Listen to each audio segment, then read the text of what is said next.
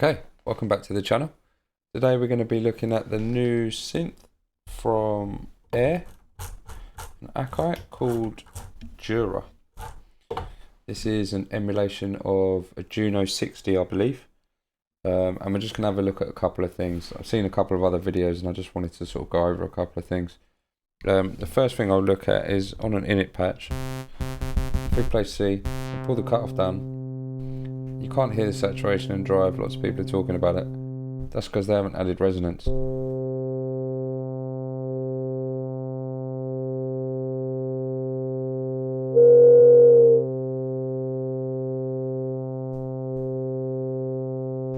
we go lower,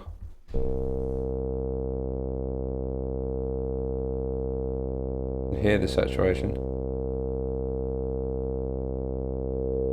and the drive.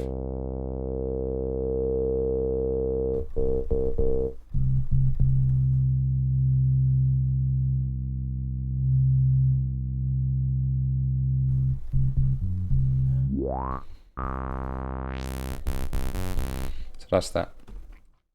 Next, what I wanted to have a look at, if we just go to init again, this time I'm going to change it to square, and as we've got two envelopes on here, we're going to use, if you go to DCO, I'm going to use the second envelope to control the pulse width modulation.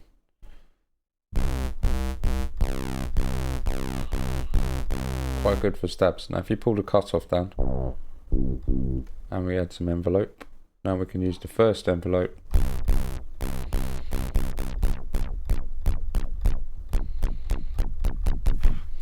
for the filter.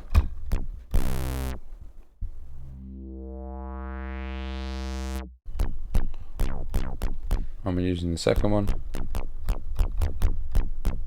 for the pulse width, which is quite nice on a stab actually, using an envelope instead of an LFO. So that's one use case of where the VCA, for example, now is using envelope 1, which we've got on the filter. But if I put that to gate, it will just, the amp will open for as long as I hold the note. But that means that we can use envelope 2 for the pulse width and envelope 1 for the filter, without them interfering with the amp's envelope. Now if I put this onto envelope 2 or envelope 1, it's using one of these for the amp, and we don't want that because we've made the stab short, but we still want it to sustain for the full length of time. The cutoff modulation is, we want that separate. So now if we go to back to an init one, let's just try and make something nice. Here we've got unison, detune on the unison, and we have chorus, which we'll get to in a second.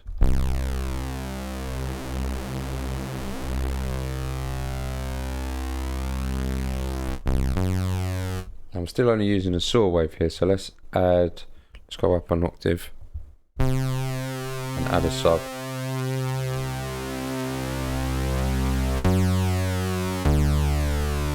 And here it sounds quite beefy already,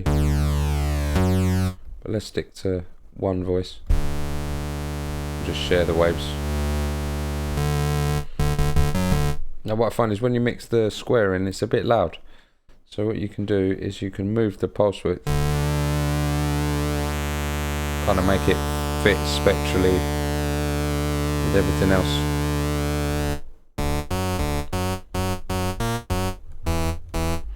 Let's go on to chorus, which is like the party piece with the Juno.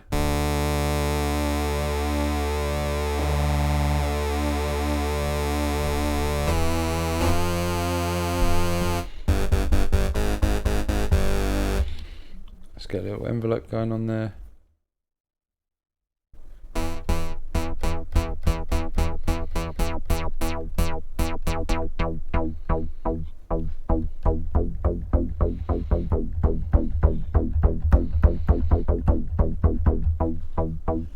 Sounds really big. And then if we just go on to some presets.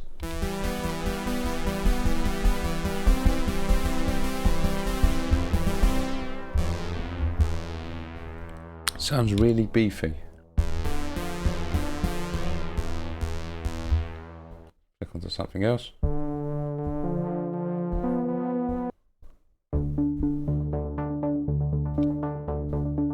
Obviously you can save the arts with the patch, which is quite useful.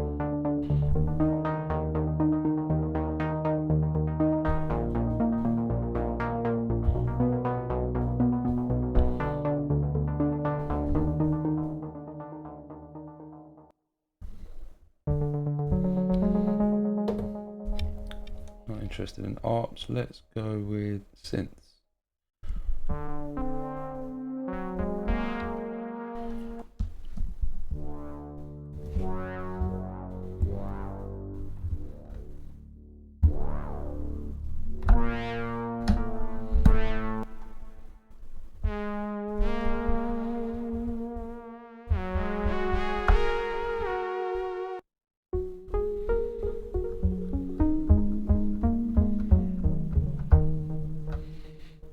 It's weird, it sounds really good this, and I can't pin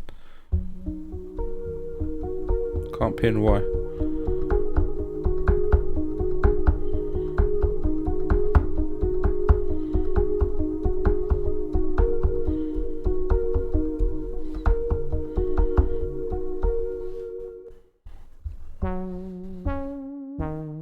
I think it's a filter.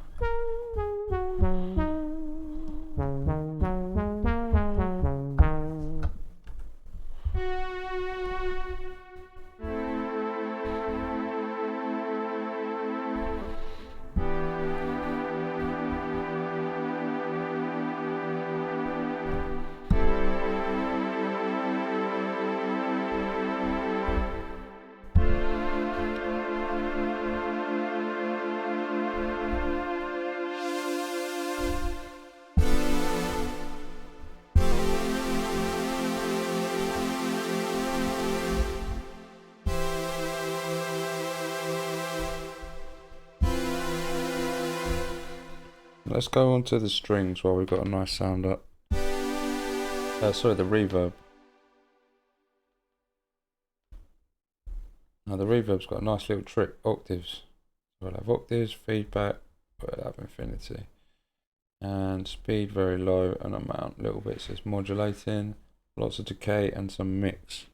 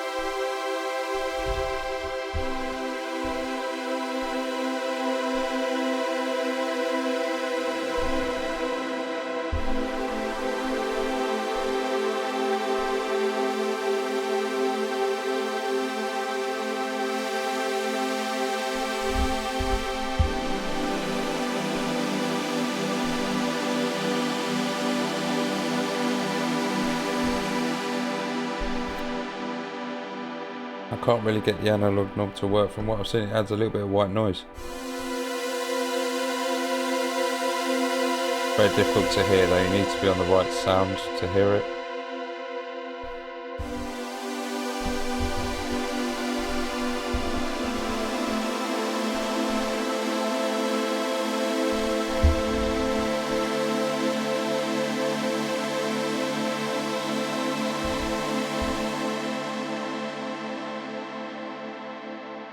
And that's it for me today. I just wanted to have a quick look at this and see some of the quirks with it. They're really interesting. It's a great sounding synth.